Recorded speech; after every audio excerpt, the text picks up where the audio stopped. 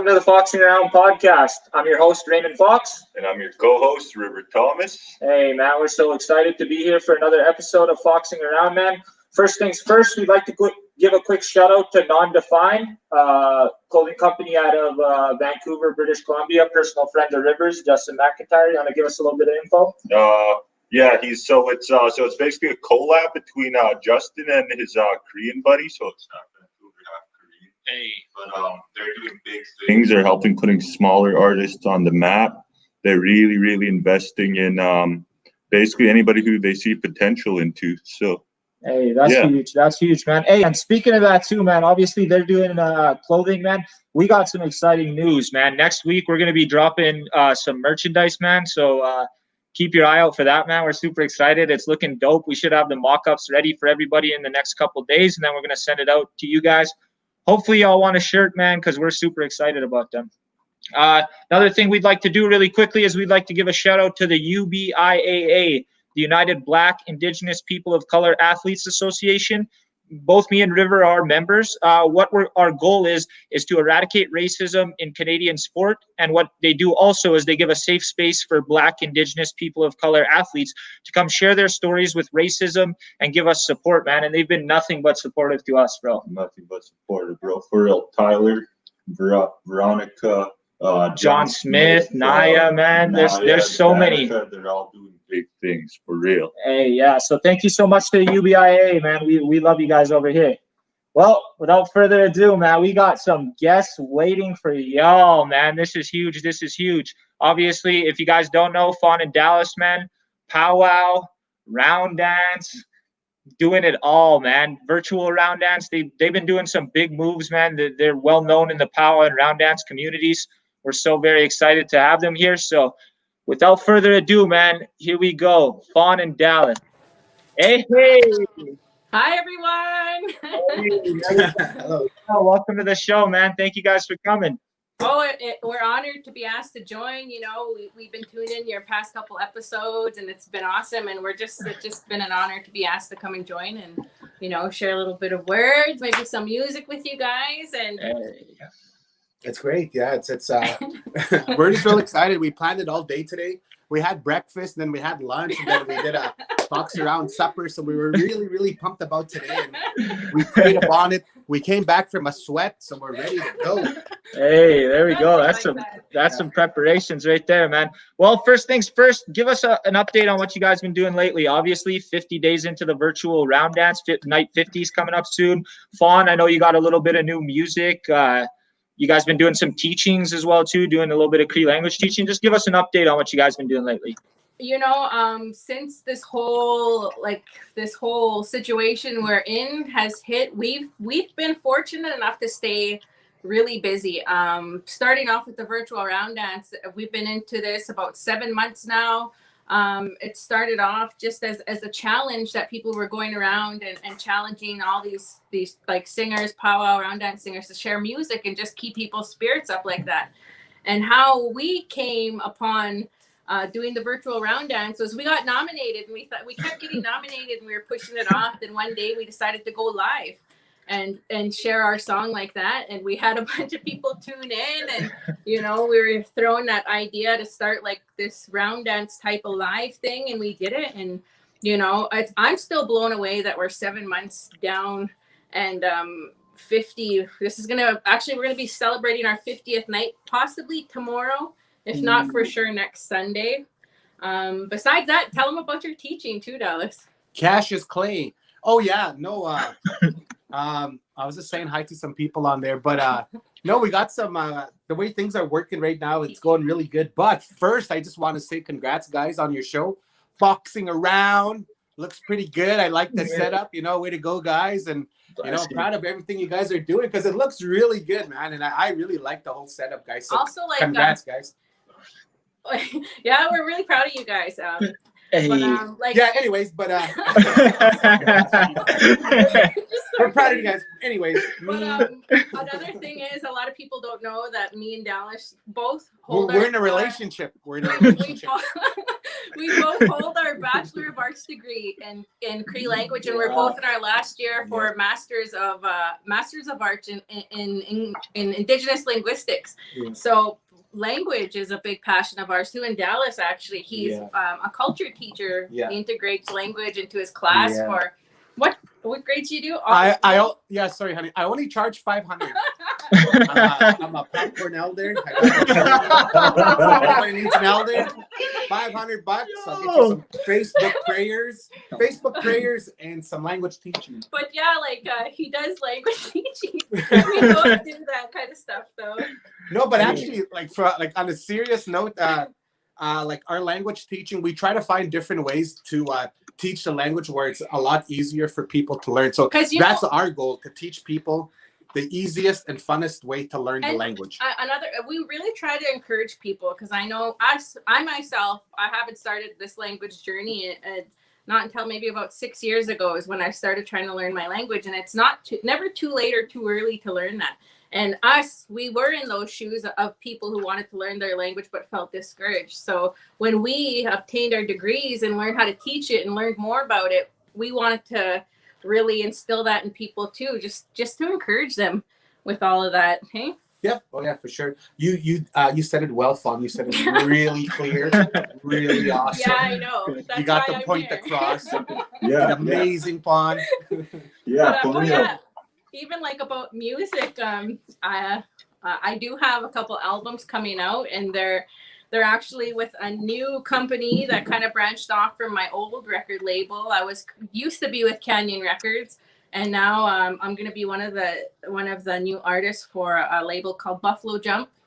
I actually have 2 full albums coming out. I've been waiting a long time. It's been about 2 years in the making since I've been working on them. So I can't say too much. I wish I could show it, but really, really soon. I know this month is when they're gonna announce my debut for the first one, and we actually just came back from our first traveling gig, and we got to sing a couple of those songs on there, and it's been a kind of a funny time though, because we're so used to throughout the summer we travel for powwows, and our group goes everywhere.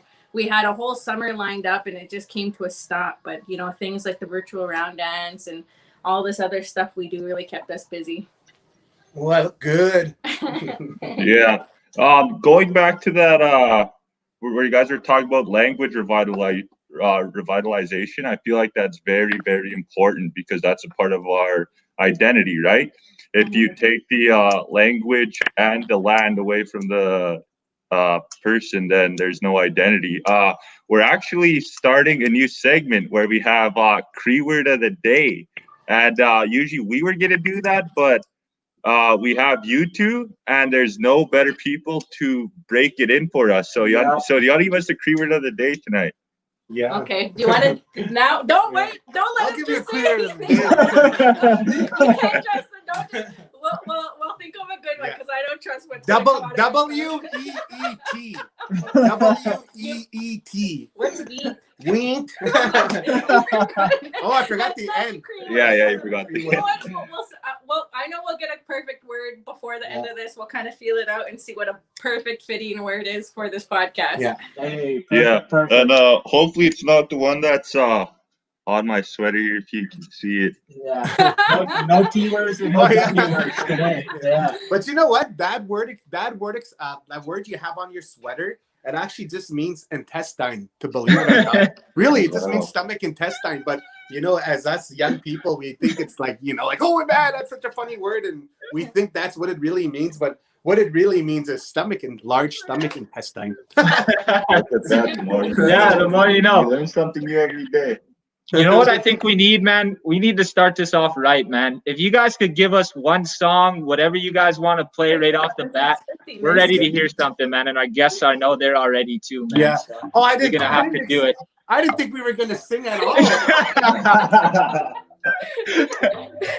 This is such a liar. If you guys ever tune into ours, this guy's like always just itching to sing, and sometimes he'll sing a song that he doesn't even know. I promise we'll know this song though. Cool. We're ready. We're ready when you guys are. Okay. And then ask them. Okay. Just a little backstory about the song that we're gonna share with you guys. This was actually made by both of us, and it was made in the beginning of when the quarantine order kind of hit, and all of these specials that were keeping people singing. We entered one of them, and a requirement was to sing a brand new song. So Dallas had this melody, and I came up with the words, and the words are. Hello? Yeah, no, you're supposed to do the mic thing, remember? Yeah, hold on. And the words are Nanas ko muna once kayan, which means, Dallas, I'm thankful I woke up today. Ewa pataman kutaki sagaw. And I seen another day. Nanas ko muna tatuki sagaw, and it means I'm thankful every day. Am I gonna start it? Yeah. Okay. I guess I'm starting it, guys. Okay.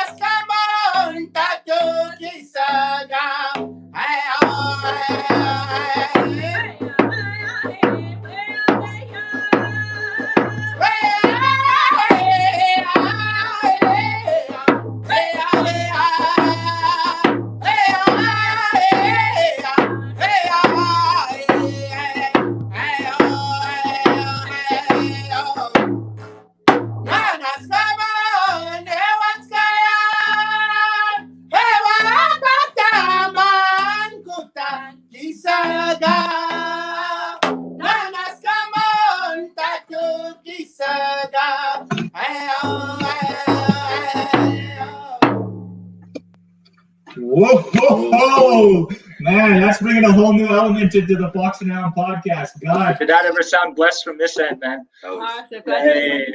Hey, thank you so much for that song, man. We love it. We love it. Wow.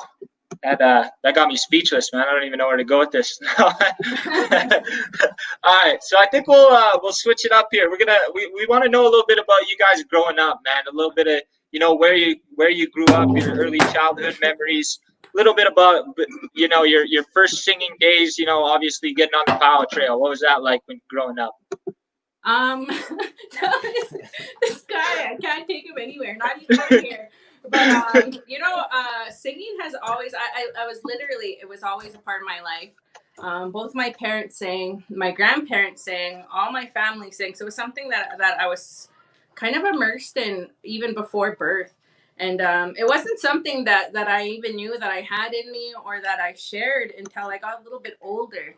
And when I look back, I know us being an Indigenous youth, we all face different struggles, and we all have different things that we go through. And one thing I can honestly say that helped me go through and find that pride in not just being Indigenous, but being like a Cree person was music. And it was something that I didn't even notice I always turned to.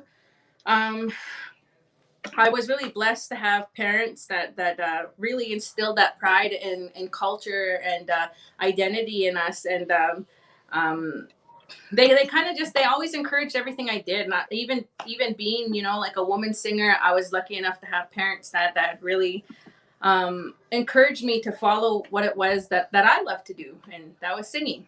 And actually, that's how me and him met too, was through Powwow. Ooh, Powwow love story. Dallas, what about your early start, man? Yeah, Dallas. What were like your early influences growing up? Well, me back in the 60s. Back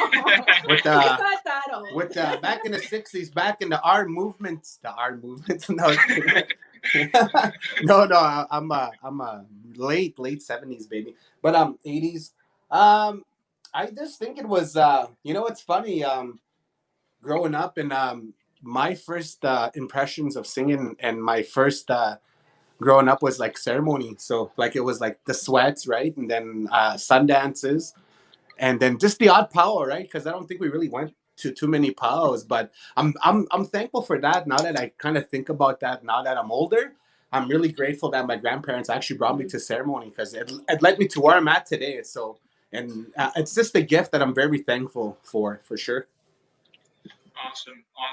Yeah, for sure. And what are some of the, I guess, observations you made since like old school and like modern day round dance and powwows? Because I remember like watching older videos Yeah. of round dances, and there'd be like four older men singing all night long. There was like no such thing as like 30, 40 different lead singers. I Yeah. remember seeing those old powwows. So if you want to tell us some more about that. Yeah, well, when I first started going around in the late 80s and late 80s and 90s, my grandfather would take me to round dances, and he would never let me go to this. He would never let me go to the circle unless I knew how to drum, or like for sure, because that beat, that scratching, that's part of the ceremony that a lot of these younger guys don't really know.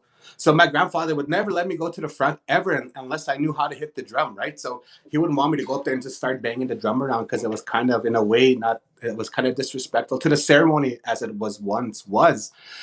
In the 90s, there was just groups. Towards the 80s, and so there was only groups, so it'd be like Frog Lake Juniors or Soto Juniors or Sweetgrass Juniors, right? So it was just groups that would go to round dances, and yes, that they had a lot of the older guys in there. But now, there was a process to get to that middle of singing, right? There's like steps that you take, and it just seems now, like nowadays, it just seems like people jump from step 1 to 10, right? So I think that's the difference. Yeah, so it was something you earned to be in that middle. Now it just, the whole, even like with the stick man, right? Like, I could go on and on. So the Oscapios, right? The stick man, that was a job that was given to somebody. But now, anybody could be stick man now, right? Anybody can be Oscapios now. So there's just so many steps that are taken that people are jumping over. So Yeah, that's my take on what I see nowadays. And Fawn, obviously you come from a very strong line of singers on both of your mom and dad's side. Obviously, your dad and his brothers. We all know Northern Cree. Everybody knows Northern Cree, but as well too, your mom actually sat down as an all-women's group, which I think wasn't really prevalent at the time. So, kind of give us a little bit about those singing influences and how you come from a singing family, I guess. Yeah, I know. I get asked that question a lot too, and I get asked a lot on my take on women and singing. And my mom, she started singing alongside her parents, my grandparents, Florence Thomas and Robert Thomas, and they actually started a drum group they still sing today. My grandma still sings, and they set up at powwows in BC, and they're called the Fraser Valley Singers. And I know we come from a territory where you don't see that at all. But you go towards the west or even to the south and sometimes the east, and you see there are women that hold these drum groups and stuff like that. But like my very first exposure to singing was at a powwow drum. It was around my family's drum over there. I grew up for a portion of my life in BC and amongst my mom's family, mostly out here in Treaty 6 territory. But I've been real fortunate like that. My mom has three sisters and my grandma, and she has 4 brothers and my late grandfather, and they were who made up their group, the Fraser Valley Singers. And the very first time I ever even like took a lead or was forced to lead at a song was at that drum. And that's another thing that I'm always asked as well is about if I have advice for female singers, because I know we have different protocols and different traditional beliefs. And one thing I like to encourage everybody is find out what your own tribal beliefs and protocols are. Approach somebody in your community and ask them what they are. And I always say, it's good to respect where you come from and what your people believe in. And it's also good. I encourage people to respect other people's beliefs, because we all have different beliefs and protocols behind things like that. I've been really fortunate to have been taught in both aspects of my tribal backgrounds, Plains Cree and Statlium and Stalo, Salish, and so I've been blessed that way, and that's one thing that I always like to encourage other people too. But yes, I do come from women singers. My mom still sings. I think that's something that played a big part in me and my sisters singing the way we do. And I've that's something that I know that if I didn't have that, I don't think I'd be where I am today as an artist or as a composer. And meeting me. The real win. I'm gonna hug you. Come here. Oh Yeah, my I know. God. For sure. Those, Could those we are cut those. this part of the screen out? Right here? Yeah, I know. Those are the strong matriarch vibes for real. That's really cool to know that like your family is like a strong lineage of female singers, and like it's like only men touching the drum. Like we don't know. I personally don't know exactly where that derives from, right? Because like today we're kind of in an era where all of our ceremonies kind of like it comes from the residential school era, right? So there were things lost, and there's a lot of things that might have been different back then that we may not know anymore, and we might be doing things differently, right? Mm-hmm. Definitely. Sure. And I know with our teachings and stuff like that too, I know personally I was told this, that at first the woman was given that drum, and we decided to give it to our men because we carried that gift of life and that gift that we have. And I know everybody always asks that too, and like I've been throughout my travels. I've been fortunate enough to travel all over North America to different communities and different tribal communities, and I'm always being shared different stories about female singers or about their drum teachings and stuff like that, and it all comes back to, I guess, respect and I like I say, I'm always given that chance to give females some kind of encouraging words or say or share something with them. And one thing that I always say is, even if you come from a place where it's not traditional for a woman to touch a drum, a woman doesn't need to have a drum to share her voice in the way that she wants to. So I've been really blessed to have visited different communities and hear different stories. And I'm just glad to be doing what we love and to be doing stuff like this today. Hey, we're so happy to have you guys too. Talk to us a little bit, because I know like Gathering the Nations has been like an important kind of place for your guys' music, for your guys' relationship, everything. It's kind of it's a focal point of who you guys are in a way. Obviously, Fawn, I think you were the first woman that ever won Gathering of Nations. You guys been successful there with your Powwow Group as well too. You guys have had some moments. Share a little bit about what that's like, and because obviously that's the Gathering of Nations, right? Everyone comes there, everyone's seen all the moments there, and I think there's been some special ones there for you guys. That place has played a huge role in not just who we are as singers or how we share or even our group, but I think going back, that was the very first time that they had they opened it to one, and it was a one-person hand drum special, and they opened it to male and females, and at that time that was still a new concept and a new thought. And the weekend before that was I actually went to Seattle, Washington, and they had another a one-person hand drum special. And that was the very first time I sang in public ever, was the weekend before gatherings. And I ended up winning it. And I went there broke, and I was kind of hungry by Sunday, and I ended up winning that money. And so I wasn't hungry by Sunday. And I ended up taking that money. And my mom, she was the one who told me about the one-person hand drum contest at gatherings. And she said, you know what, save your money. I'll take you down there. So my mom drove 30 hours with me and my little sister, Tia. And just for me to sing that one song in that contest. And I ended up winning first there. And I thought, just being able to sing there without like folding under pressure was a big accomplishment for me. So all I wanted to do was go there and share one of the songs that I loved, which was recorded by my Uncle Randy. And I ended up winning it. And from there, I really like to think that was a very prominent starting point in my journey as a musician and as a singer. Also, that was the very first place Dallas ever talked to me. Was there? That was the he just kept coming up. This was like a couple of years after that too. He kept coming up to me, and then he would come sit with me and walk around with me, and he would just I didn't know what his intentions were because he would talk real randomly. But that was the very first place we started talking. Was there? Just tell him the truth. I creeped you out. But yeah, he started talking to me there. Creeped me out. The very first time I got to sing with his group was at that powwow. We also won a backup special there, Kit Largo's special there. Our groups had, and then our engagement. You want to tell them the story behind that? So when our group first started, we would like hit these powwows up leading up to gatherings where we had to travel all the way down there. Mm-hmm. And the weekend before, tell them what you asked me the weekend before. Well, the weekend before, prior to that, because gatherings is in April, so I had actually called the committee in January to see if I could book some time to do that, right? Not knowing if it was even going to happen, right? So you have to call ahead of time to even see. And so they're saying, we'll see what we can do. That we can't promise anything because we don't allow really people to do that, right? And I was like, okay, well, it's fine. At least I tried, right? So the weekend before we seen somebody else. The weekend before we were in ASU at Arizona State University powwow.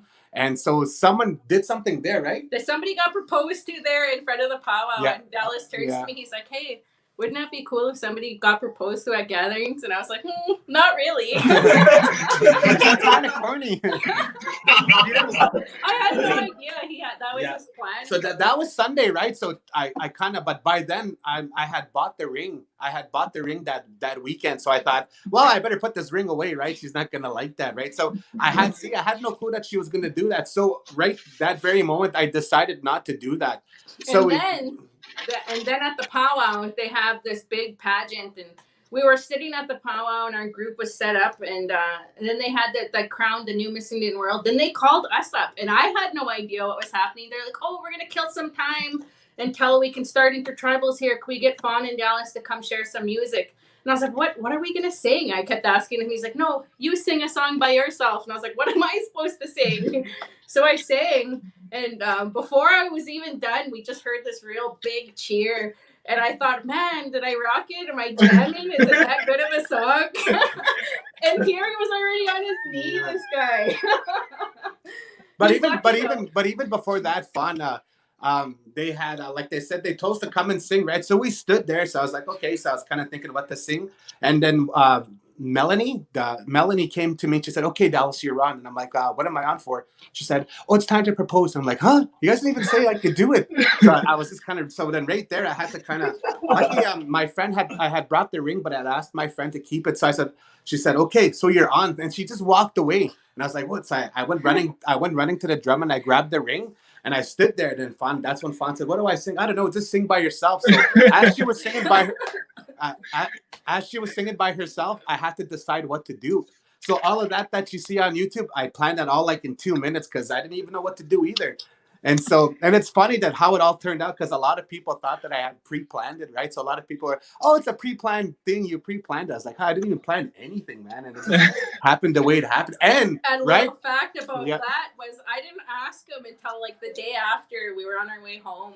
And I was like, "Hey," I just dawned on me. I was like, "Hey, did you ask my mom and dad? Do they know?" And he went real quiet. See, that's another thing too. That the reason why I didn't do it is because I did ask her parents, and her parents said no. They're like, "No, I think you should talk to us in person and come and ask us." Right? Anyway. And I was like, "Holy shit!" So I was kind of too late, right? And then I was like, "What? You didn't let them know?" And I guess like we have a lot of friends and family, and they were already getting a hold of my parents because that's when YouTube was kind of getting big, and people were sharing our video on YouTube. And I was like, "You better call them." I was like, "I'm not gonna call them. You call them." It's a great story, man. So interesting. We always see the videos, obviously, too. Just the video of you winning too, Fawn. It's a very, very important moment. So I kind of want to switch it up a little bit. Fawn, people kind of look to you as a role model, you know, like obviously you're carrying the drum, you're singing these powerful songs, you're doing a lot of work in the Indigenous women's community.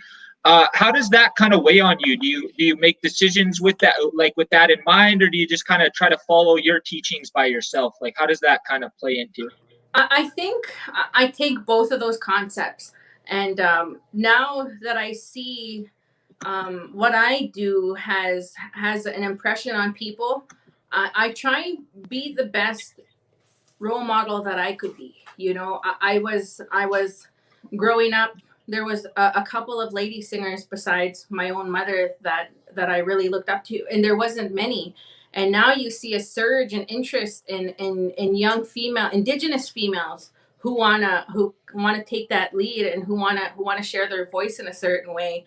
And I myself, when it comes to my teachings, I still try to stay true to them too. But I try my best to carry myself in a way where I have a daughter now, for instance. I have a daughter now, and I want to be somebody that someone like my daughter in the future will want to look up to, or somebody. I guess I try walking away where I can show that our Indigenous women, we're still our voice is still really present and it's still really relevant.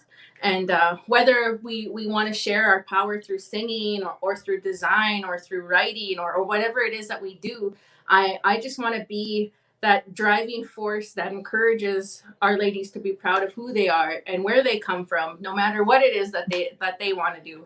And I'm really happy that people find that in my voice and the music I create, because that's the driving force behind my creative self is knowing that maybe this song or this whatever I do will have some kind of effect on somebody, you know. And that's one thing about art and expression, is that people can feel what you're trying to portray through it just by looking at it, just by hearing it, just by watching it, you know. So I try my best to do the best that I can for those reasons. For sure, man. That's huge. That's huge. Obviously, you guys are like really, really good composers as well too. You guys have made some beautiful albums, some beautiful music.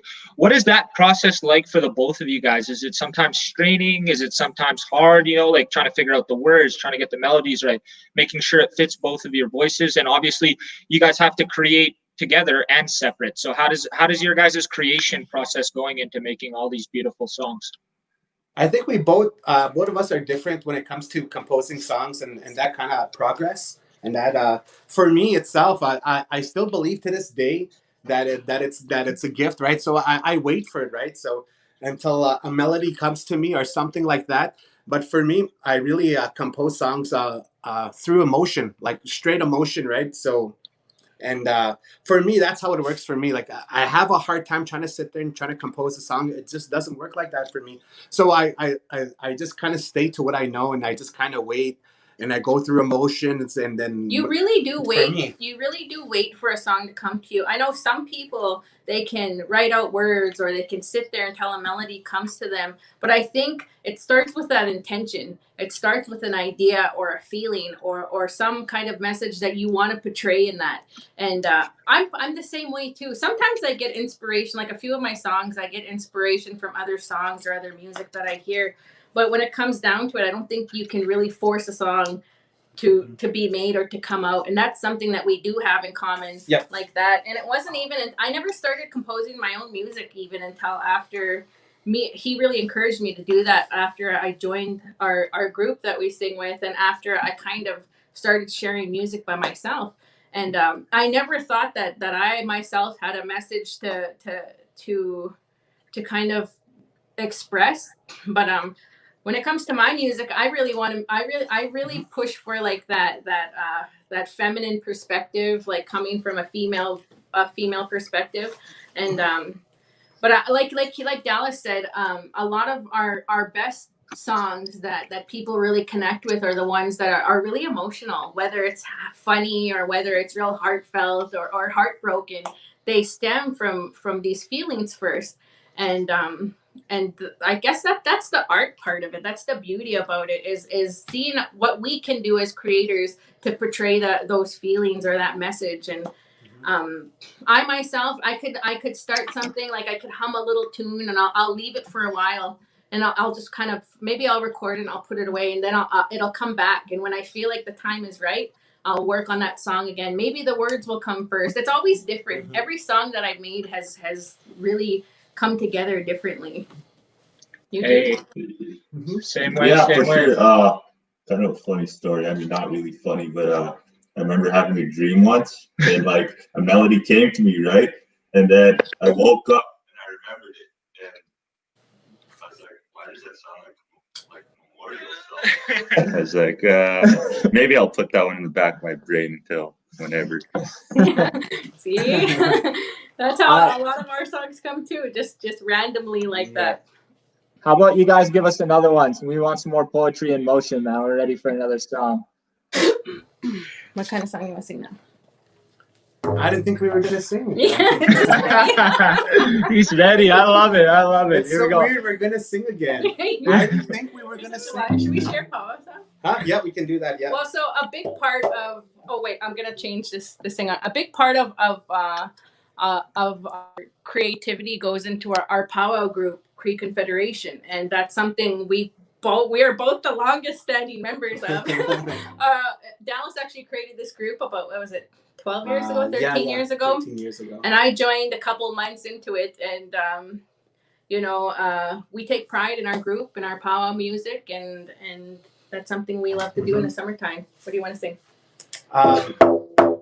We'll do What's Sky Suck? Okay. Okay. This song we're going to share with you guys is another song that I composed, and I was thinking of our kids. We have 3 kids together, and I was thinking of all the little ones out there. And in this song, we're talking about, oh, Sky Suck, get the bum gonna walk. Our young ones are watching.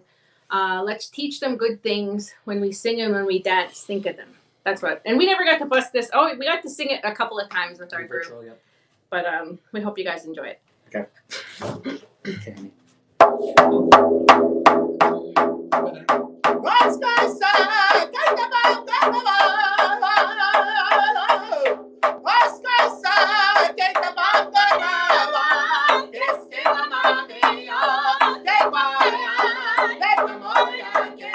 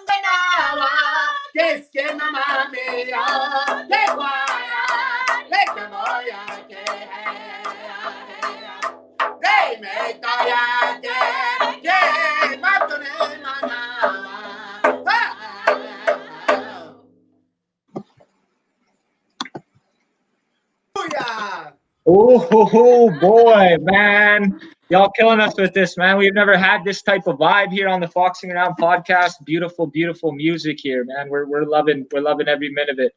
I think River's got a quick question for you guys, so he's gonna hand it over. No, for sure. Like everybody in the comments is loving this. Tell us about the formation of like Cree Confeds. Want to tell the story about how it came? Yeah, like the whole story behind the formation of Cree Confederation was actually a dream. It's funny you say that, because a lot of people always say they have these real powerful dreams, and that itself is a powerful dream, because you don't wake up one day to say, hey, I want to start a drum group. Like, I mean, a lot of people can say that. A lot of people can say they want to start a drum group, but me, I never thought in my wildest years I'd ever want to start a group. And so I had a dream, and I was offering this well-known drum maker. His name was Merle Yellowbird. In my dream, I was offering him a whippinasso, so these 4 different colors of cloth, and I asked for a drum, and so from there I kind of let that go. Then again, I had another dream, because I didn't know what to do.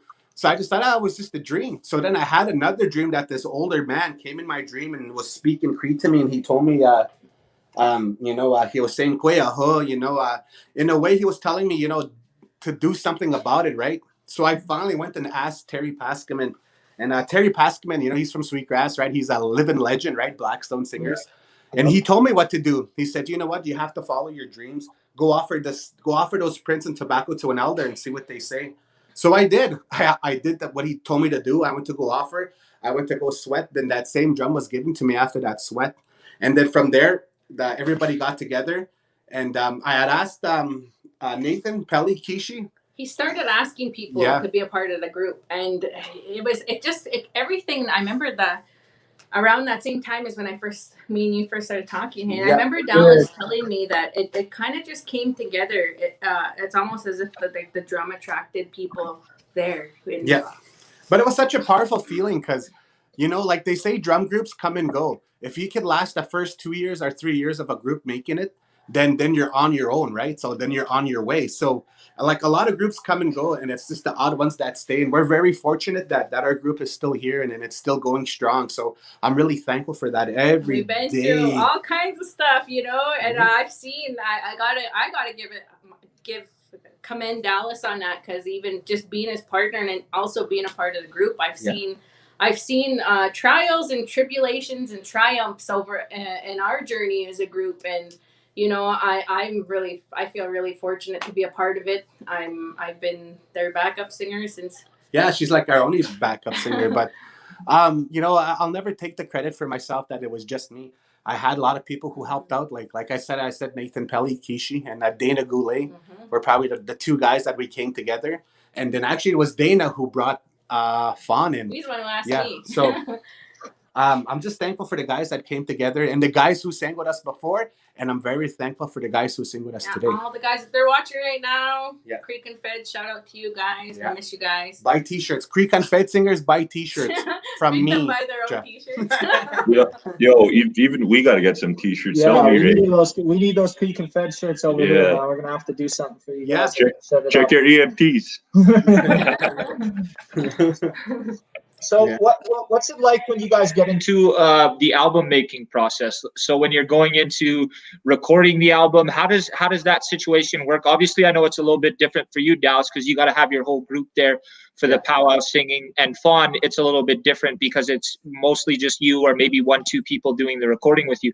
How does that work for both of you guys? And is it tough? Is it strenuous? What's it like?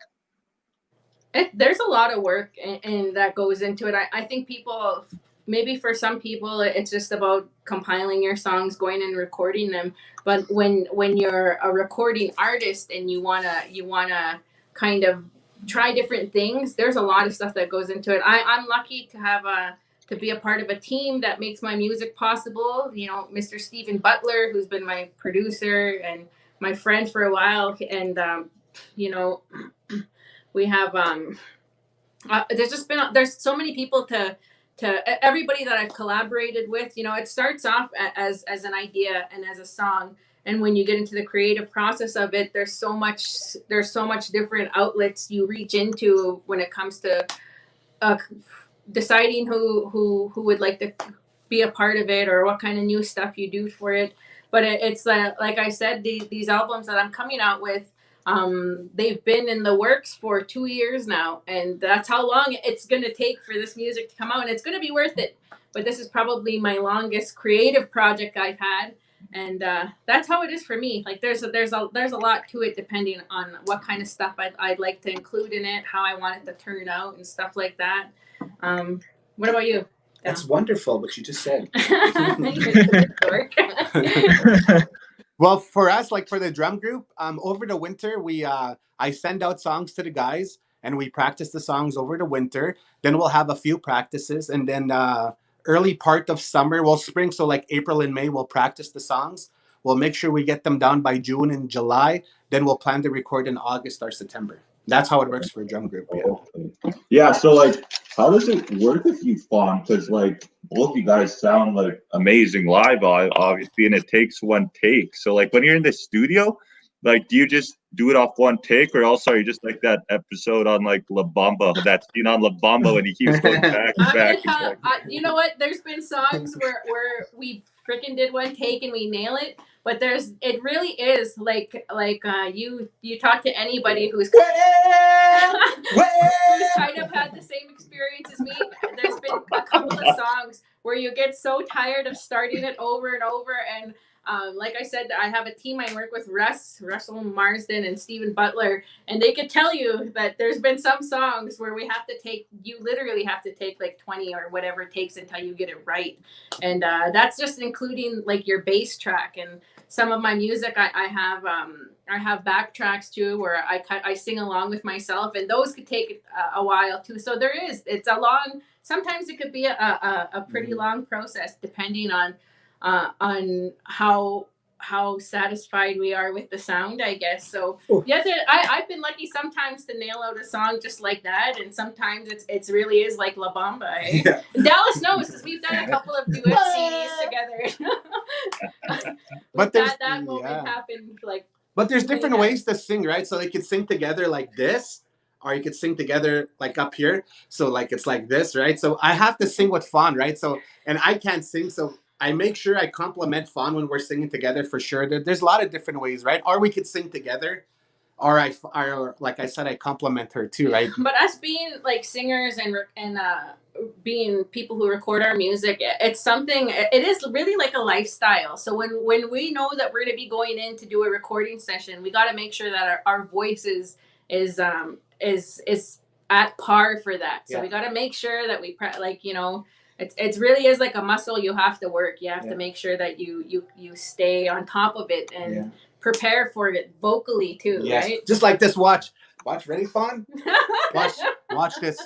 I don't know what to do. I can't stop thinking of you. I guess that's... Oh, I guess not. Well, I don't know. I guess not then. I was just trying to show you a little harmony, but I guess no, that sounded amazing. Honestly, why not take the main stage and give us another song? I'm sure everybody want to hear it. I want to hear it. That sounded beautiful. I just want to chime in too. Do you want to sing that one? Let's sing. How about "Pray to the Lord"? That's a nice harmonizing song. This is actually one of the first songs that Dallas showed me that we would sing together. And do you want to talk a little bit? This is a song that a lot of people had shared that they really found comfort and they connected to this song. Dallas composed it. It's called "Pray to the Lord," and it's off of our album that we entitled. Hold on, guys. That we entitled "Blessings." There you go. Ooh, look at that. Something about a voice. Hey, thank you, Alexander. Right on. So we just do the words then? Yeah. Okay. Oh no, just sing one whole verse. I'll have to sing one whole verse, yeah. Yeah.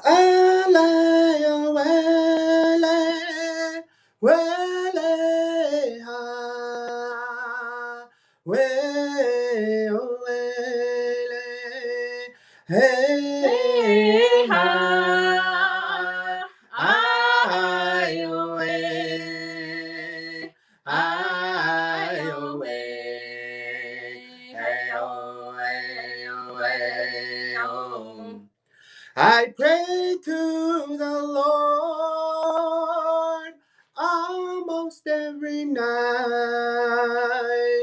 thinking of you, holding me tight. Hey, I away, I away, hey, away, away, oh. Now don't worry for me, I'm doing okay. We'll be together, someday you'll see. Hey, I away, I away, hey, away, away, oh. And scene. Oh my God, man! We literally got goosebumps over here, man. We're freaking out. That was amazing. Yeah, it's like a combination Christ, Nefertiti. That's crazy. I got goosebumps. Wow, that was so beautiful, you guys. Thank you so much for sharing that with us, man. Oh my goodness, you're gonna have to give us a second. Whew. Let's take a Pepsi break. Yeah, Start one second. smudging. I gotta get a drink, man. That was. We actually don't get to sing that song too often anymore, but that was one of the very first songs that we started singing together. It's one of my favorite songs that we sing together, and one of my favorite songs that Dallas composed. Glad you guys liked it, though. Wow, yeah, the comment section's blowing up. Everybody loved that, man. So thank you guys so much. And your makeup's on fleek too. So. Oh, thank you. I had to make sure. Yeah, Dallas hears this too. No. Yeah. So, obviously, like learning your language has probably been very powerful, both you guys. And I know, like, just knowing you guys personally, you're both deeply rooted in your guys' own cultures. How does that play into your music, and just does that play into your day-to-day life? You know, like the power of learning your language and being able to share your culture and your voices. Well, to start off with, something I know we could both kind of agree to is that I myself, I wanted to learn my language because something resonated with me. I was told once that I should take that initiative to learn, because when you hear a song in your language and you understand what's being sung or what you're singing, it brings a whole other beauty to that music. And I totally agree with that. If it wasn't for music, actually music is what rooted my interest and my passion to learn the language. And I've been fortunate that Dallas shares that same passion and willing to learn too.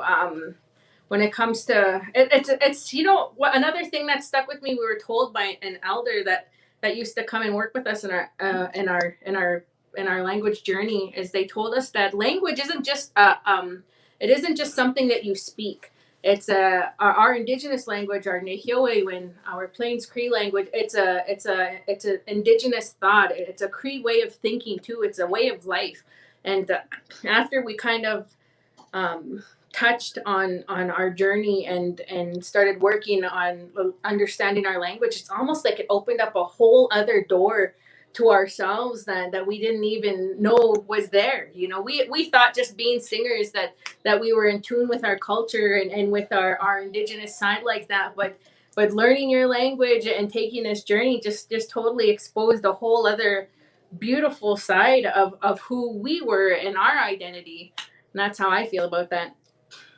Well, for me too, like being a song composer, for sure, you know, you have to explain your story, right, when you're composing songs, right? So I kind of got tired of just guessing what my song was. So I wanted to make sure I learned my language this time so I can explain my songs. This must be funny. My story sounded better. But for real, like, you know, like to be a song composer, you got to explain your story, right? It just can't be, I think it means something about over the river and over the trees. But also obtaining that language and that knowledge of language, it totally stepped up our lyric game and introduced us to new words. Yeah, and you know it. I remember there was a time when I first started composing songs, I'd have to go to my dad or somebody and ask them, how do I say this, you know? And then I kind of felt like a little bit cheap for that.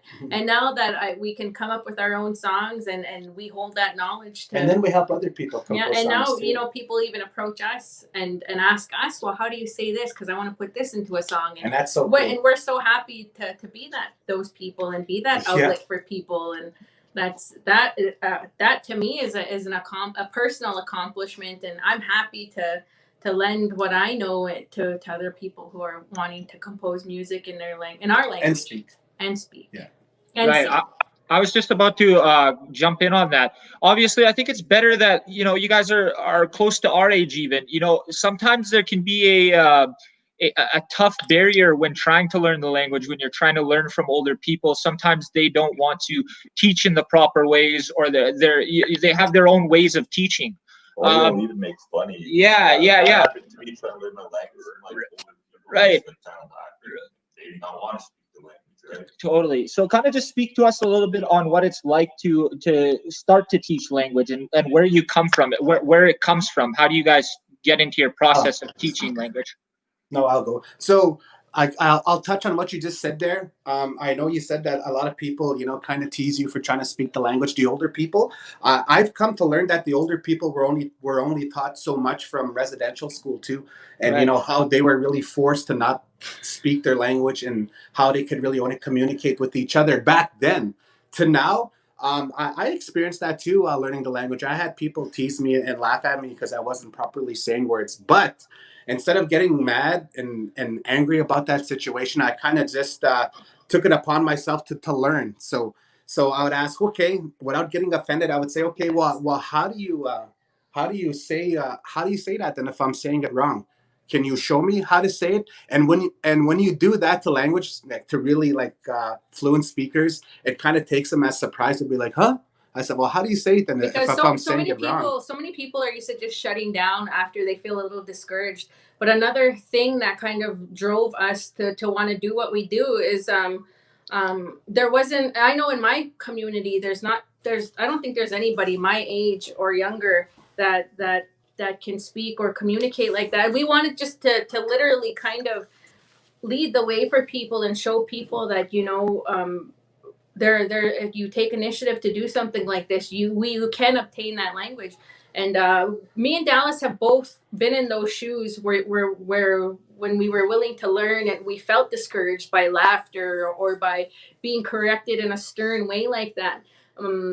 I think our knowledge holders and our elder people like that, they do mean right when they do that. It's just like Dallas said, when you do start asking questions instead of shutting down or shutting out people, it goes to show these older people and these knowledge holders that you really do want to learn.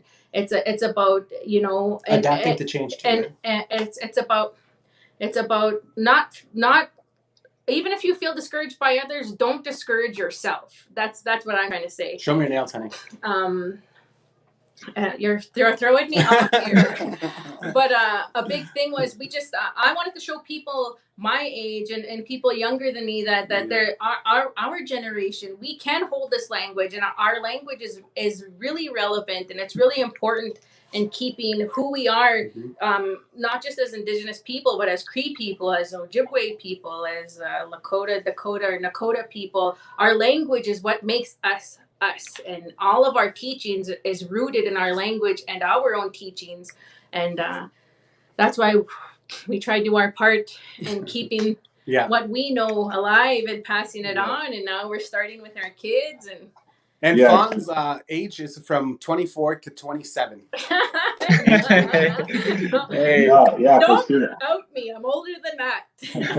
I think I've said it better myself. And like one thing is, it does start at home, right? It starts from the parents speaking to the children. It starts from having grandparents who are blessed enough to speak the language to the kids. Like both my parents speak fluent Cree. I don't know why they really never spoke it fluently to me. Both of my grandparents did, my late Mushum, my late Cookum. That's where a lot of my teachings came from, was just from like, they picked me up all the time to go pick medicines, to go get ice cream, and like they definitely taught me a lot of things. So I really, really like what you guys said there when it starts at home, 100%. And I think another thing a lot of people don't realize is that we have this genetic knowledge. Like you said, if it's spoken around us, or if our parents and our grandparents, our ancestors spoke it, it's in our blood to speak it. And when you speak even just a word a day or something, they say it invokes that spirit of the language, and you bring it to life, even if it's just 1 or 2 words a day or whatever you do to practice it. And I think a lot of our older people who hold this knowledge, again, that was another thing that Dallas mentioned earlier, that there was a lot of habits that were kind of picked up during that residential school era, and one of them was I think that's why a lot of people didn't speak to their kids or their youth in that language, because they had such a bad experience with sharing language in an atmosphere like that. But but another thing too, sorry honey, I didn't mean to cut you off, but another thing too we were taught was respect, right? So I learned that. So we weren't like to respect our grandparents, our parents. We weren't, to talk or ask questions, right? So if they were speaking Cree, you weren't allowed to like, oh, hey, mom or dad, hey, what are you guys saying? What does that mean? Or Muslim kukum, hey, what are you saying? Or how do you say that? Back then, out of respect, you just weren't, you were taught not to ask questions, right? But just to listen, right? So that was another thing I picked up and learned as I was learning through our language journey was I was trying to think of all these things or trying to find out all this information of why because same thing too, like I had grandparents that spoke nothing but Cree, but they never talked to me in Cree ever, right? So, and it's funny that it took us to go back to school to learn our own language, right? So there's so many things there, but that's what my experience is. But I think everybody holds that. Like even you go to a gathering, like when there are round dances or powwows, and you hear that language being spoken. There's something that makes you feel at home. There's something that makes you feel like that's that spirit that they talk about. The spirit of the language is invoked, and you awaken it. And then when you hear it outside of there, you don't even know that. Even if you don't understand what they're saying at that time, you carry that with you. And by the next time you hear it, you hey, I know that word, or hey, I heard that before. Another thing too, I was taught too, is you always have to think nihil, even if you're going to speak to anybody. If you start thinking Cree or nihil first before you speak English, or whatever tribe you're from, or from whatever tribe you're from, they say that awakens that language spirit, right? So whenever you're seeing someone talking Cree, or if you're going to talk to somebody, even if it's English, but if you could think nihil first, that's what awakens your spirit as well. Hey, for Oh, sure. I like that. Speaking of teaching, Fawn, this one's a little bit more for you. I don't know, maybe a few of our viewers know if they don't know. There was a famous makeup girl. I believe her name goes by Bianca. She was a makeup artist on Instagram. She gained a really huge following. And she came out on one of her lives and she was talking about the reserves and the reserve setting and how she didn't want to go there because she heard that women were murdered. She caught some very, very harsh backlash. And the next day she decided to go, or the next few days, she decided to go on a live and try to get educated a little bit. I remember too, because I was actually with you guys in Saddle Lake at the time. It was Dallas's birthday that day. People were looking for voices. They were looking for somebody to come in and be able to communicate our story to her and make her explain in the way that she hadn't understand by saying these. I don't know if they were racially intended, but they were very stupid. And they looked to you as a voice, and you came on, and I know you were probably obviously pretty nervous. Just talk us through what had happened, how it went, and your feelings kind of moving forward after it. I remember that. I remember initially when she made those comments and everybody was talking about it, it totally just blew up on social media. And I think a big part of that is because a lot of our Indigenous youth, they look to people like that. There's youth that look to these vloggers or these sports people, and I know she had a huge following of Indigenous youth that were fans of her, or Indigenous women, or makeup lovers. And I remember hearing those comments and seeing people talk about it, and they weren't too happy about it. And so I remember then that night, there was a night before, I think it was May 5th is the day that they dedicate to the missing and murdered Indigenous people, women and girls. And I think it didn't totally set in for her at that time, but that night she made some more comments about that. And so the next day was Dallas's birthday, and my sister Tia was actually the one. I was cooking supper. I was cooking the birthday dinner there, and I wasn't even, that was the last thing on my mind. And she's like, Tia was tuned into that live, and she's like, oh my God, Fawn. She's like, people are asking for you to come on. I was like, what do you mean? She's like, she wants to talk to people about the comments, about the movement, just kind of help educate her. And people are asking for you. And I was like, what? At that time, I felt like it was, I felt like I had a duty or like an obligation, if I had that chance to talk with her and represent our Indigenous people and our point of view. Because I heard some of the speakers here and there as Tia was watching, and I thought, that's a big role, and those are big shoes to fill. And I knew, I thought, if our Indigenous people are calling upon me, I'll try and do it. And I remember just thinking about how big that whole situation blew up. I was nervous because I knew there was going to be lots of people watching. I actually, honestly, I remember I felt like almost anxiety. I remember thinking to myself that I just wanted to say the right things. I wanted to get certain points across, and I want to say them in a good way where she'll actually be able to take something good out of that conversation. So I closed my eyes and I said a little prayer as I was waiting, because right away she couldn't find me on the live to invite me in. And actually, so I it's almost as if it was almost like an out of body experience for me, because it's after I said that little prayer, it's almost like everything that I wanted to say and the way I wanted to say it, it happened just like that. And she actually thanked me after that. She wrote me a few messages thanking me for coming on and explaining some of that stuff to her. And I just wanted to be the best voice and representation for our Indigenous people on such a touchy subject. I wanted to make sure that I said the right things and in the right way, because really, she was really uneducated about that whole situation. I don't think she realized how sensitive or how severe that problem is with our missing and murdered Indigenous women, and how close to home it touches, or why it's like that. So that part, I'd have to say that's one of my biggest moments of 2020. There's a lot happening this past year, but that particular moment, I'm gonna remember that forever. Like I didn't even think that I was the type of person that people would want to call on for things like that.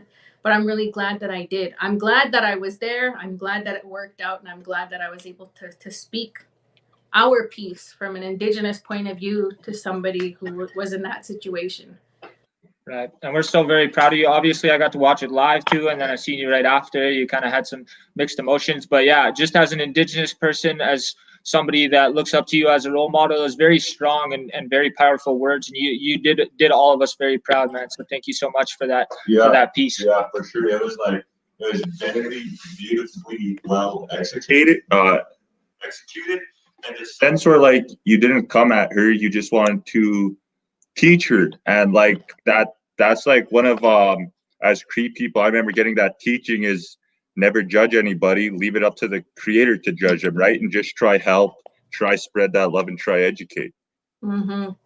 For sure. And I think I don't think anybody kind of put that relationship, because she is she is Latino, and our Indigenous people, we're all from the same place. We're all from Turtle Island, and I don't think two people put that together, that she's Indigenous too, to the same country that we're Indigenous to. And I think that kind of hit a little bit of a note with people watching, because there was all types of people watching. There was people from all over, and I got messages after that like crazy from people all over, even non-Indigenous people who didn't know about the kind of stuff that surrounds that whole situation, and why it was such a sensitive situation for us. Well, I remember it really good because Ray was there and he was walking around with really tight pants. And I was like, man, who's this guy with really tight pants, right? Ray. Oh my God. And then we went for a run, and that's how we started our weight loss journey, me and Ray, with his tight pants. Hey, yo. Speaking of that, so like obviously Ray told me that you used to be like an athlete, you used to play like volleyball, played hockey, played softball, and then I guess just like powwow caught up. I don't know. So like Powwow life. Powwow trail. You want to tell us about like your, I guess, just that weight loss journey, and even that challenge you started, my 300-pound singer life or something like that. Yeah, well, I was approached in I think it was in March, no, end of March. So April, I was approached in April by Lisa Meaches and from Winnipeg, and she had said she had messaged me and she had talked to me, and she asked me not to get offended. She said, I call you my brother, and I see that you're really gaining a lot of weight, and and she said we need you around. You're one of our leaders. You're as a voice for our men, you know, and oh, sorry. oh Can I no, just add something? oh yeah, go ahead. Another thing that was kind of mentioned is that, you know, Dallas, yeah, he was really athletic before, and after he chose this lifestyle, he kind of strayed away from the things that he used to love doing, right? Which was being active and playing sports and stuff like that. And I'm sure a lot of singers, powwow singers especially, can relate to that.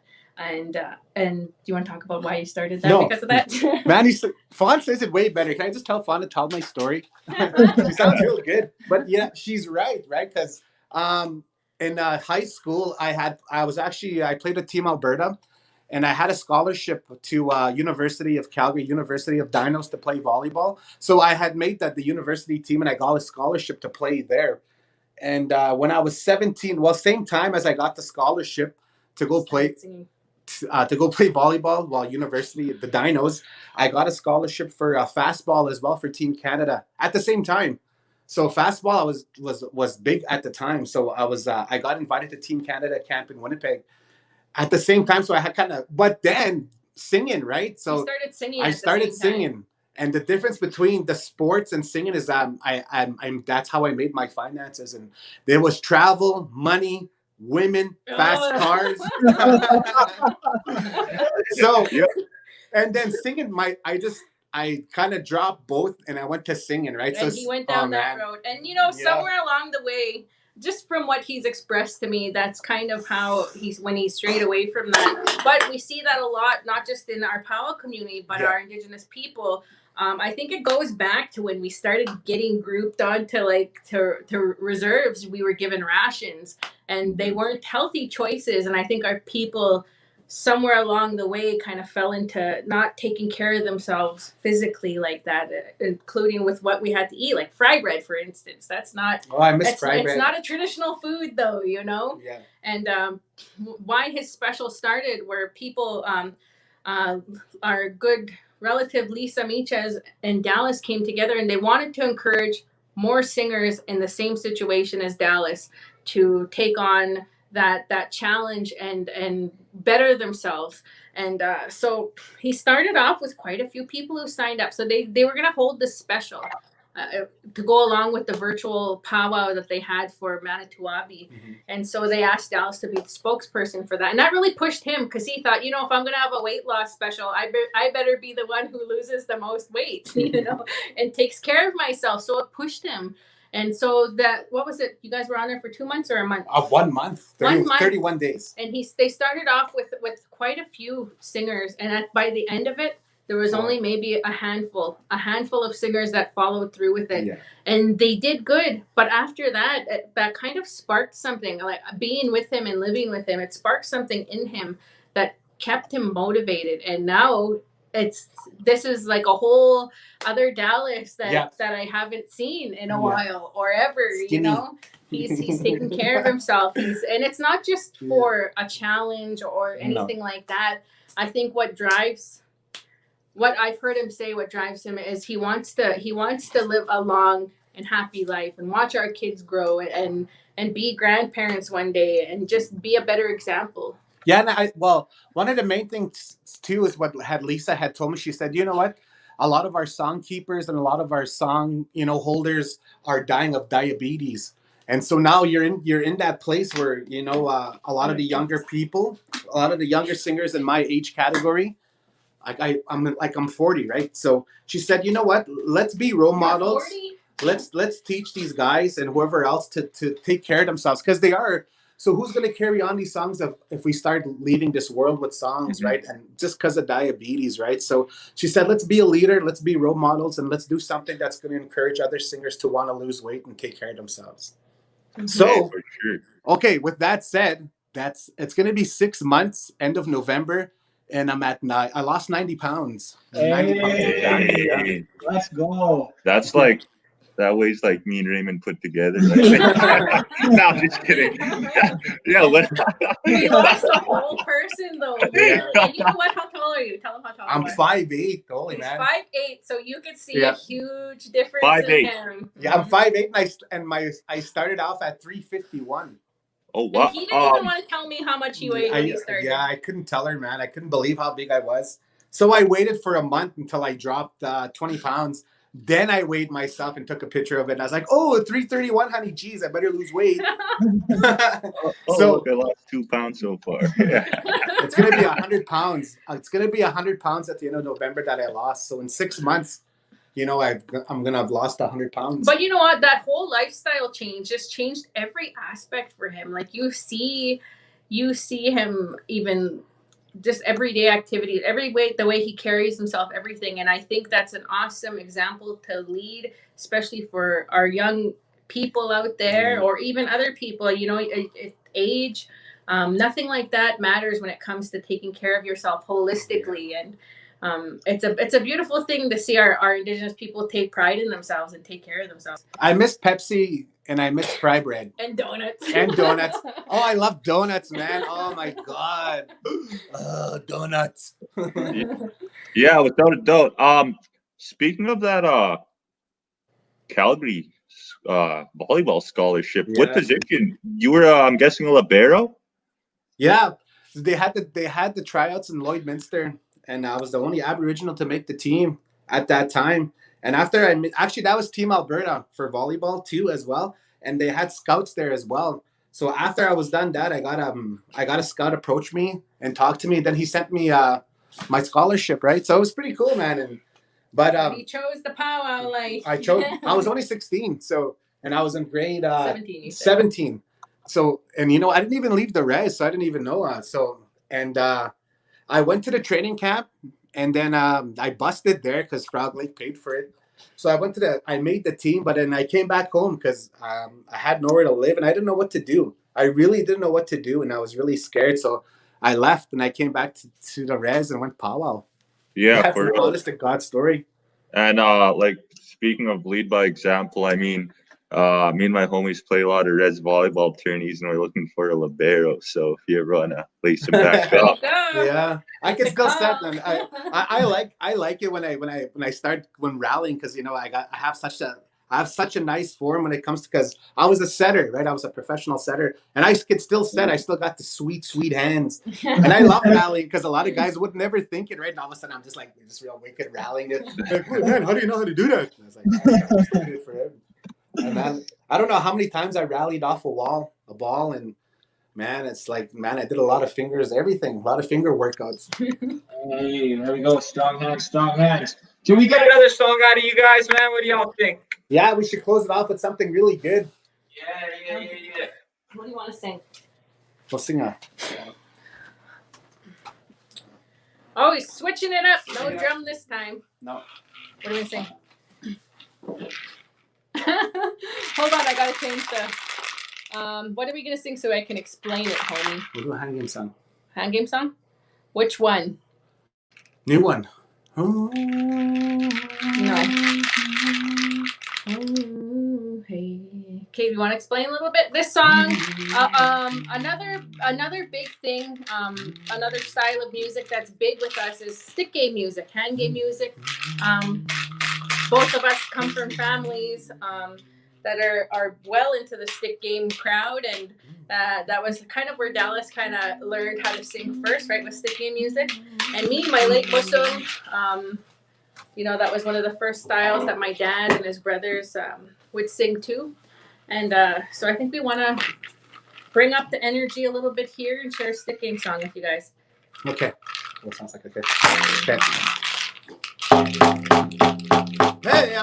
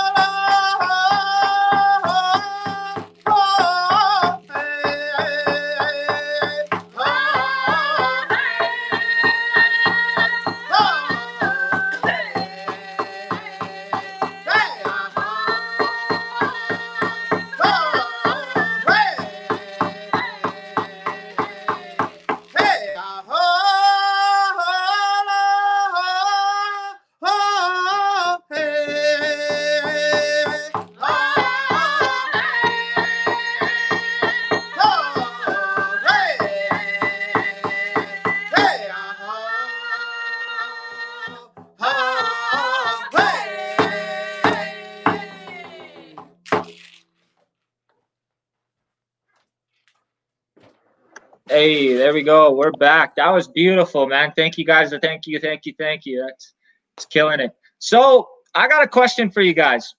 I know there's a little boy in your guys' house Oh yeah. by the name of Ambrose Lee Wood Waskahat, my little nephew, man. I love this kid so much. He brings so much energy. He's crazy. He's beautiful.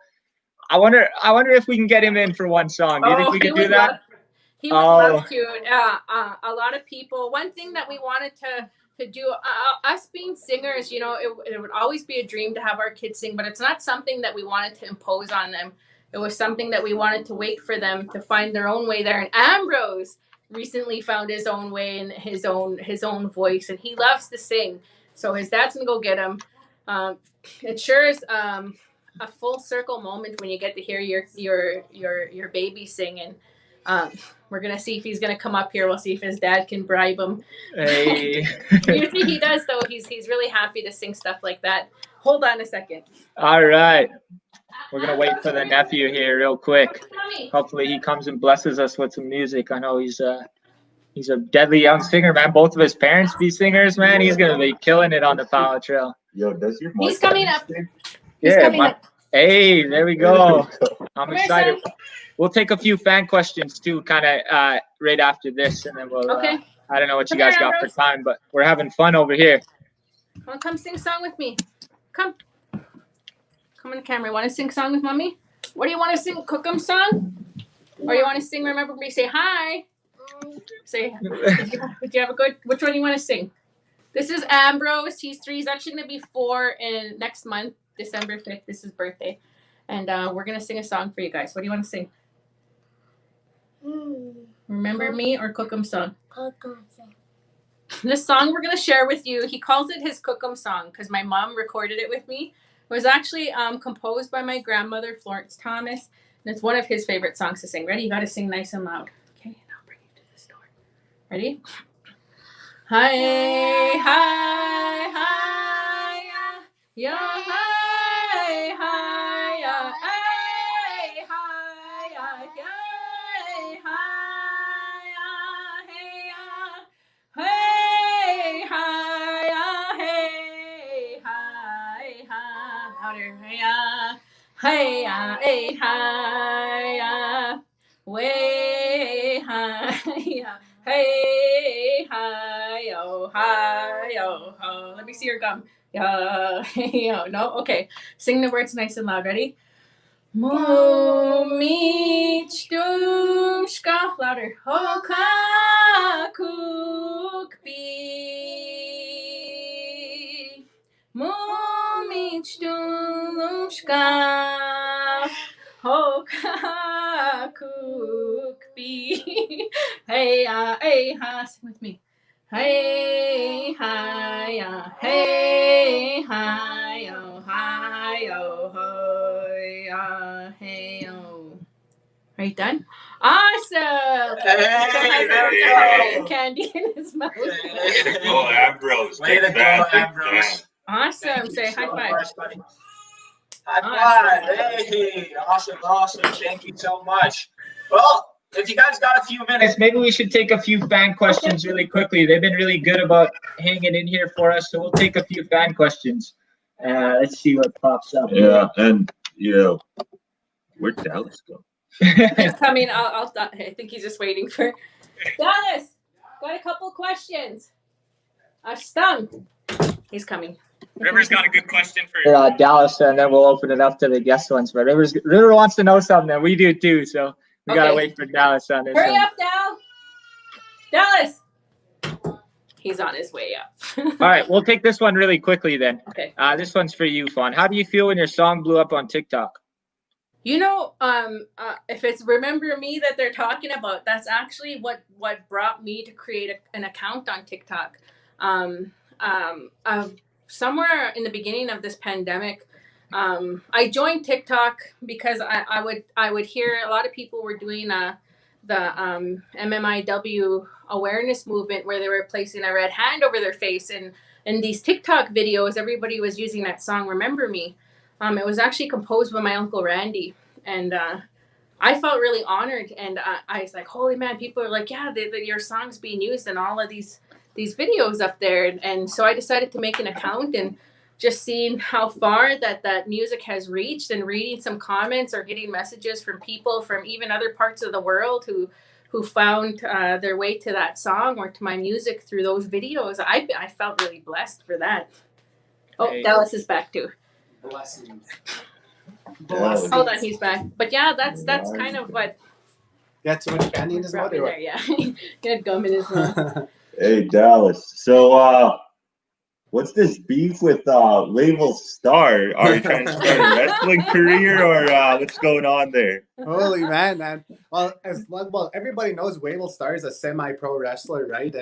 But a lot of people don't know that Wavell's a real wicked round dance singer and powwow singer. He was the lead singer of a group called Red Dog, and he was part of Young Scouts when Young Scouts first came out. So Star Blanket Juniors. yes, and Star Blanket Juniors. But if you really listen to Young Scouts back then, That's how you met him, right? yeah, that's how I met him, because he's a really good. He's got a real good flutter voice, man. And so I kind of thought, man, for the longest time we would go through Regina. Every time we would travel, Dallas Every would time. joke around, and he'd be like, "Wavell, meet me at Creeland." And Yeah, I'd always take him in statuses because he would never Calling say him anything. on. Yes, I'd call him out.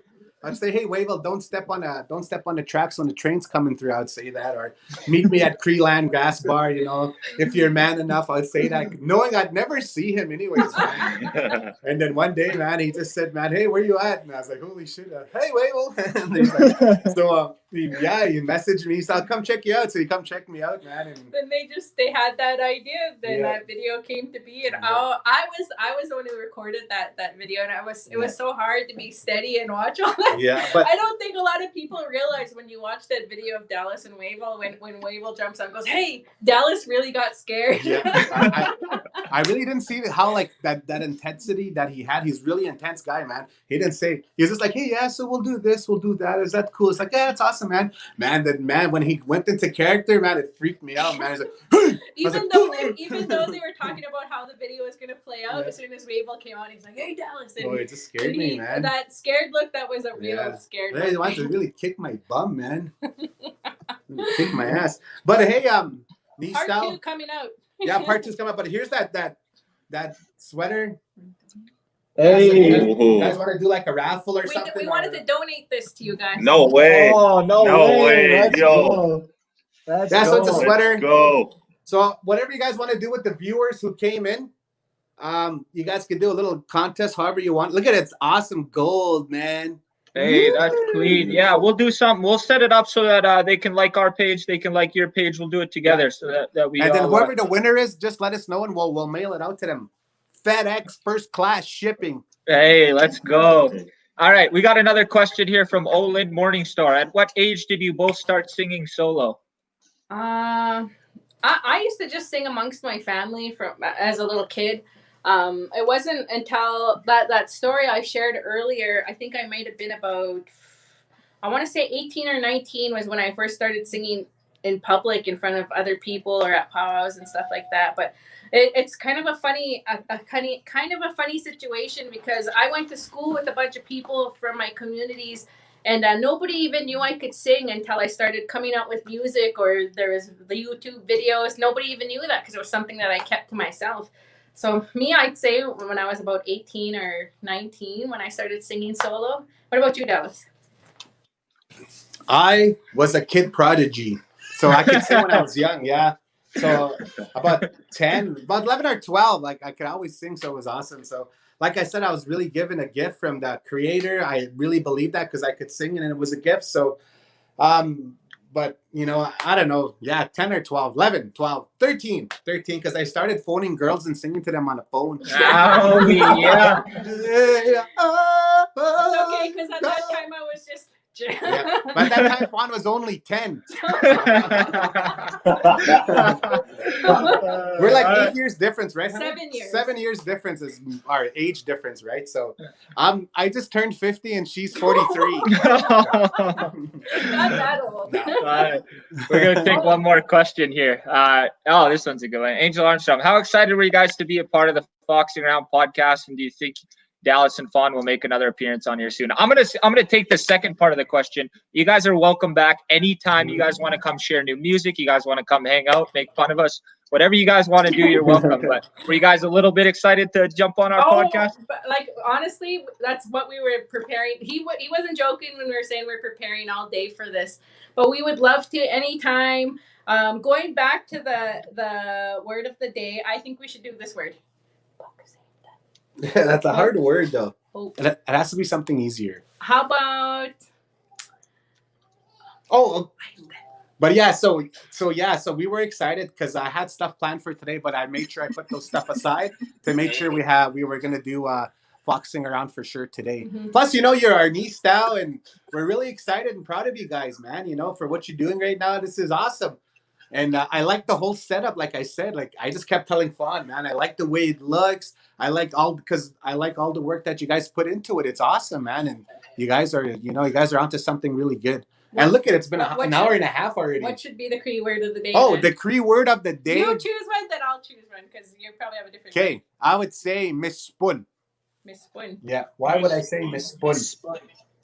Tell them what it means then. Winter. It's winter. Winter. Miss Spoon.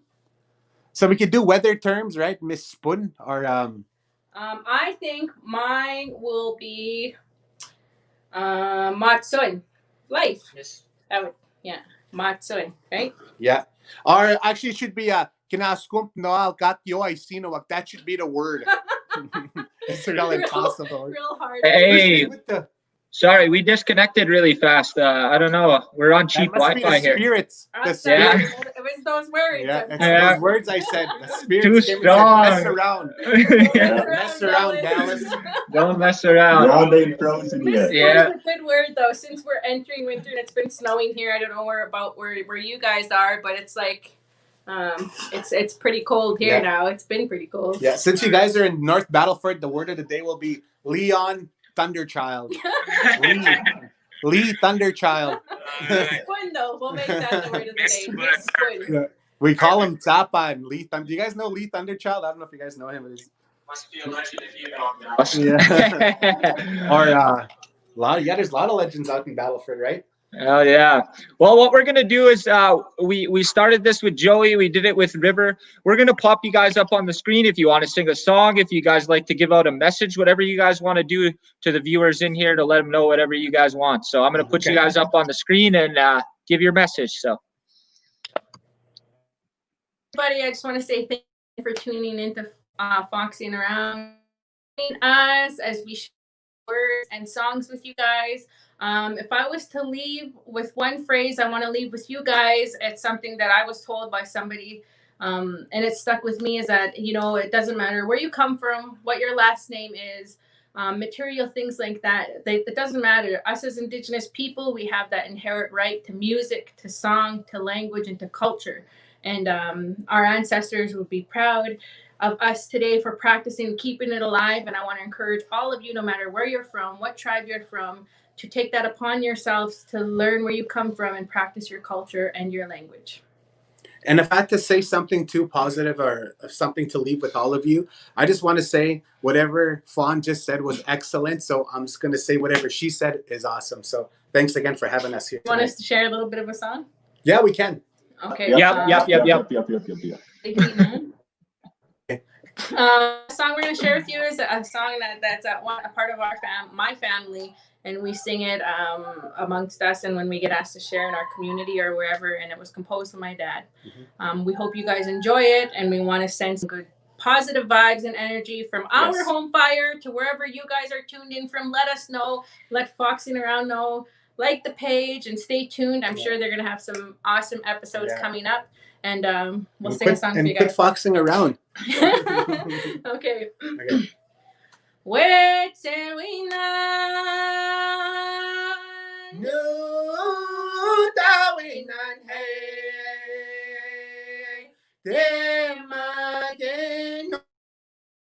hey no tawinan hey Wetse wina no tawinan hey demagen oinan hey no tawinan tawinan hey. Wetsehinan. No tawinan hey. Temagin hoinan hey. No tawinan hey. Just want to say ginanaskum nawa. We're thankful for you all. And sagitin nawa. We love you all, and we hope you enjoyed today's episode and all the ones coming in the future. And Merry Christmas. Hey, thank you so much. New Style Assist Fawn Wood. They came in here, they rocked it. They gave us some music, they gave us some love, they gave us some information, man. Thank you guys so much. Like I said, you guys are welcome back anytime you guys want to do this again, man. Yeah, for real. Thank you guys so much, and everybody who's watching. Is there new Cree Confederation merch on the way? Oh, what was that? I didn't hear that last part. Is there new Cree Confed merch on the way? How can they get some new merchandise from you guys? Yeah. You just message either me or Dallas or our group page. We have a page on Facebook, Cree Confederation. Yep. Currently, well, besides this, what we're donating, we have T-shirts in this in black and white with the gold. This was actually inspired by the Las Vegas Knights jerseys, and that's what we have now. We go out, I think this batch we have from large to 4X. So just inbox us. We can let you know. We take payment also from the US and Canada. So all of you people tuned in from the south of the medicine line, don't worry, we got you. We ship out everywhere. So just message us or our group page and we can get these shirts in your Get this party started. Hey, there we go. Much love, you guys. Thank you so much for coming through. Peace. Bro, how was that, man? So that was a really, really good conversation. Really good conversation. For sure. They had good music. They had good stories. It was just a great time all around, man. And we're so thankful for Fawn and Dallas for coming through. Check them out on Virtual Round Dance. Check them out on their own pages, man. They're an inspiration to us. They're supporters of what we do here, man. We just want to thank them so much. So without further ado, I guess we should pretty much wrap this up, man. One thing I do want to do, I want to give a quick shout out to Ashley Morin. That's Ashley Morin. She's a North Battleford girl. She went missing just under 2 years now. The case is unsolved. It's an active, ongoing case. If you have any information on the disappearance of Ashley Morin, get in contact with the RCMP. Or they have a page as well, too. I believe it's Auction for Ash. Message the page privately, or Krista Fox can also be another contact. Please, like I said, her family is looking for her actively. They want her home. They want her brought home. Please. Yeah, definitely keep all of them in your prayers, for sure. And one more thing I'd like to do, I'd like to give some prayers sent out to my own community, Sweetgrass First Nation. There's 16 active COVID cases in Sweetgrass right now. Just remember to, keep social distancing, wear your mask, hand sanitizer, keep up all that work, because it is coming into our communities and it is very dangerous. So just a heads up on that. And lastly, man, do we got a guest for you guys next Sunday, man? This is huge. This is huge. Hey, man, what do you think when you hear res basketball? What do I think? Are you talking about the GOAT of res basketball? I'm talking about the GOAT of Indigenous basketball. Also known as the GOAT of Team Canada 3-on-3, right? Man, I'm talking about the CBL champion. No way. Are you talking about Mike? Well, I'm talking about Michael Linklater, ladies and gentlemen. He'll be joining us next Sunday in the Foxing Around podcast. We're so excited to have him, man. It's going to be a good time. He's going to talk basketball. He's going to talk boys with braids. He's going to be talking about his story. He's got a great one, man. I'm looking forward to it. Yeah, bro, for real. Me too. I already cannot wait for next week, man. This whole podcasting thing, bro, it's so fun. It's so fun just to hang out with you and just do what we do, man. Talk. Oh, what about Foxing Around merch? Actually. Yeah, so we're going to get a mock-up done probably Monday or Tuesday. You guys will be able to see the shirts and then hit us up with some pre-orders. We're super excited about that, man. Hopefully you guys want to buy a shirt from us and support what we do here at Foxing Around. Yeah, for real, for real. Lastly, we'll send prayers to the Navajo Nation and the prayers. Oh, I Sorry if the pronunciation, but the Puyallup tribe, I believe, sending prayers out there too, man. Much love to all you guys out in your different tribes, man. Stay safe, stay well. I think that's about it till the next time we're foxing around, well, bro. I mean, we're Cree. We don't even really speak English correctly, so hey, for sure. All right, that is all. We will see you guys next week. Hey.